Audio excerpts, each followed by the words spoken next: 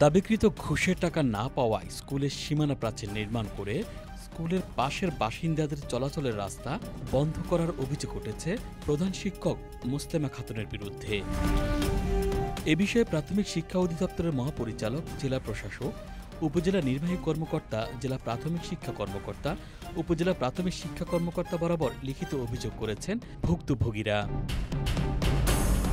গত কয়েকদিন আগে চাঁপাইনবাবগঞ্জের হরিপুর সাহাপাড়া এলাকার খোসালডাঙ্গা সরকারি প্রাথমিক বিদ্যালয়ের পেছনে সীমানা প্রাচীরের নির্মাণ কাজ শুরু হয়। এ সময় স্কুলের পাশে বসবাসকারীদের যাতায়াতের পথ বন্ধ হওয়া ও গড়বন্দি হওয়ার বিষয়টি জেলা শিক্ষা কর্মকর্তা ও উপজেলা নির্বাহী কর্মকর্তাকে জানালে রাস্তা ছেড়ে কাজের নির্দেশনা দেন তারা।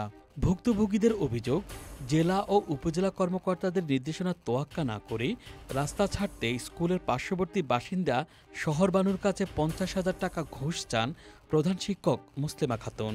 শহরবানু ঘুষ দিতে রাজি না হওয়ায় আবারও রাস্তা বন্ধ করে সীমানা প্রাচীর নির্মাণের কাজ শুরু করেন তিনি। এই ঘটনায় সুষ্ঠু তদন্ত ও বিচারের দাবি জানিয়েছেন ভুক্তভোগী পরিবারের সদস্যরা। গরিব মানুষ এখন কোন থেকে 50,000 টাকা দেবো? অত হাত ধরনু, পা ধরনু, কত ব্যাগেতে কোনো কাম নেই, তা তো শুনলেন না।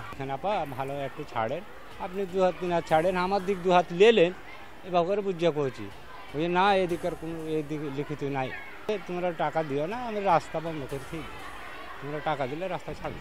তুমি যারা রাস্তা লিবা আমার কোনো তোমরা দাও, রাস্তা টাকা দাও, কয় হাজার লিবেন আপা খালা কইছি, তখন কইছি জি আমাকে 50,000 টাকা দাও, এ কথা বলেছে। তখন আমি ঘুরে বাড়িয়ে গেছি, আমার 50,000 দেওয়া তো যোগ্যতা নাই। এ বিষয়ে ক্যামেরার সামনে কথা বলতে রাজি হননি খোসালডাঙ্গা সরকারি প্রাথমিক বিদ্যালয়ের প্রধান শিক্ষক মুসলেমা খাতুন। তবে সরেজমিনে তদন্ত করে প্রয়োজনীয় ব্যবস্থা নেওয়া হবে বলে জানান উপজেলা নির্বাহী কর্মকর্তা। এলাকাবাসী যারা আসছিল তারাও তো আমার কাছে কয়েকবার আসছে, কারণ এরকম কোনো অভিযোগ থাকলে তো তারা আমাকে বলতো।